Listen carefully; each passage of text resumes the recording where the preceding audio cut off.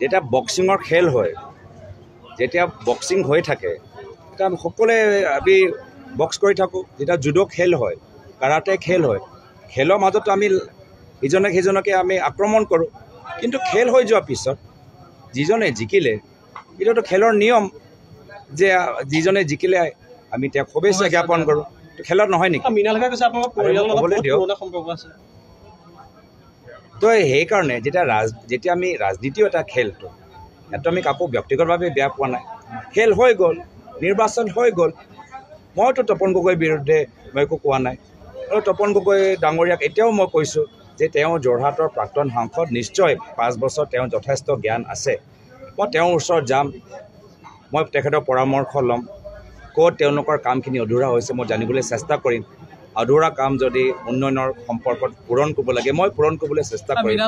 তো তাৰমানে মই বিজেপি গৈ আছোঁ নেকি? তাৰমানে মই বিজেপি গৈ আছোঁ নেকি?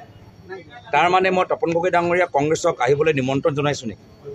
সেইকাৰণে যুক্তিহীন কথাবোৰ মুখ্যমন্ত্ৰী কৈ আছে। নিশ্চয় মানে যোৰহাটত ইমান চাইকেল চলালে, ইমান খোজকাঢ়িলে, অলপ ভাগৰ লাগিছে। দাদা মৃণাল শইকীয়াই এটা কথা কৈছে, মুকলিকে কৈছে যে যোৰহাটত বহুত টকা পইচা একদম পানী গতিত খৰচ কৰিলে। আচলতে এইটোতো মাজুলী গ'লে গম পাই যাব। নামঘৰে 5,000 টকা বিলোৱা নাই নেকি? মাজুলী সত্ৰপীঠ মাজুলীত বিজেপি দলে এজন গেট চলোৱা মানুহক পঠাই পইচাই দি মানুহৰ ভোট কিনিবলৈ নেতৃত্ব দিছে। ভদ্ৰভাৱে যেতিয়া জিকি আছোঁ তেতিয়া মই অভদ্ৰ ব্যৱহাৰ কৰা মানে প্ৰয়োজনে নাই। ভদ্ৰভাৱে যেতিয়া ৰাইজৰ মই আশীৰ্বাদ পায়ে আছোঁ, মই কৰিবলগীয়া নাই। মোকতো ৰাইজৰ আশীৰ্বাদেই লাগে। মই ৰাজনীতিৰ কাৰোবাৰ প্ৰতিক্ৰিয়া দিবলৈ অহা নাই। মই ৰাইজৰ আশীৰ্বাদ পাবলৈ আহিছোঁ। ৰাইজৰ আশীৰ্বাদ তেতিয়াহে পাম যেতিয়া মোৰ কৰ্ম ভাল হ'ব। মই কৰ্ম কৰিবলৈ আহিছোঁ। আপোনাৰ যোৱাৰ পিছত কিন্তু অসমত যে এটা মূল্যবোধৰ ৰাজনীতি যে প্ৰতিষ্ঠা হ'ব, আশা দেখিছে সকলোৱে। না, মই জনসাধাৰণক ধন্যবাদ জ্ঞাপন কৰিছোঁ।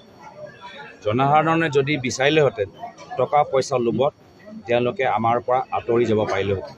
কিন্তু জনসাধাৰণৰ বিবেক, নৱপ্ৰজন্মৰ বিবেক, মহিলাসকলৰ বিবেক, বয়োজ্যেষ্ঠসকলৰ সেই আগৰ আমাৰ প্ৰয়াত তৰুণ গগৈদেৱৰ যে অসম, সেই অসম ঘূৰা অনাটো যে মনৰ হেঁপাহ, যে আমাৰ বৰ্তমানৰ অসম নহয়, হিমন্ত বিশ্ব শৰ্মা ডাঙৰীয়া অসম নহয়, আমাক প্ৰয়াত তৰুণ গগৈদেৱৰ অসম আমাক লাগে।